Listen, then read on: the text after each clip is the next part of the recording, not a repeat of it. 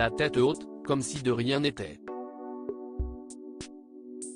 Ce lundi 6 mars, la discrète Muriel Robin est sortie de l'ombre pour assister à l'avant-première du nouveau film de Lisa Azuelo, La Chambre des Merveilles, dans lequel elle joue. Sous le feu des projecteurs malgré elle depuis le grave accident de voiture provoqué par son ami Pierre Palmade le 10 février dernier, l'humoriste a fait face à la presse aux côtés de sa réalisatrice et de sa co-actrice, Alexandra Lamy, au Pathé Vepler, à Paris. Toute de noir vêtue, l'épouse d'Anne Le Nene s'est prêtée au jeu du photocal, montrant sa complicité avec le célèbre duo de cinéma. Adapté du roman de Julien Sandrel, le 10e long-métrage de Lisa Azuelo raconte l'histoire d'un garçon de 12 ans victime d'un terrible accident, et dont la mère va réaliser les 10 vœux les plus chers en attendant qu'il se réveille.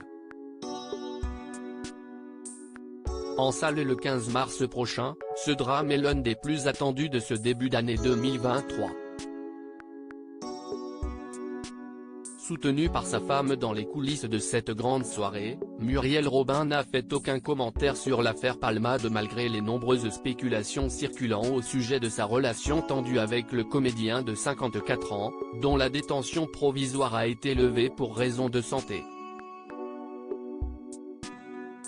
Supérieur à Pierre Palmade, retour sur les femmes de sa vie et cette violente dispute entre Muriel Robin et Pierre Palmade à l'hôpital depuis leur rencontre en 1988 et malgré quelques années passées sans se parler dans les années 2000, Pierre Palmade et Muriel Robin ont toujours été profondément attachés l'un à l'autre.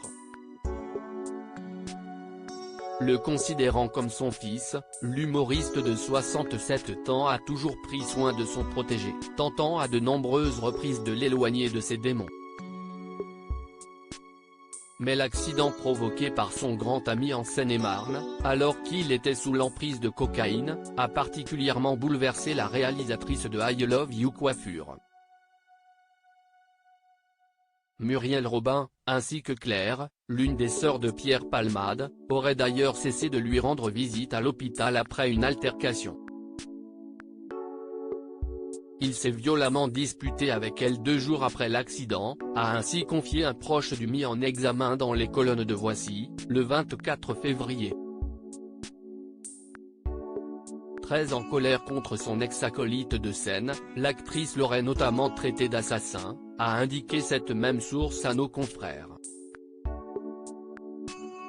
Insupportable, cette réflexion aurait provoqué la fureur du comédien qui aurait demandé à son mentor de quitter sa chambre.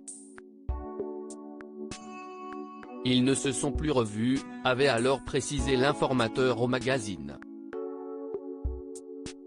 Crédit photo, Marc Ossel-Lacroix.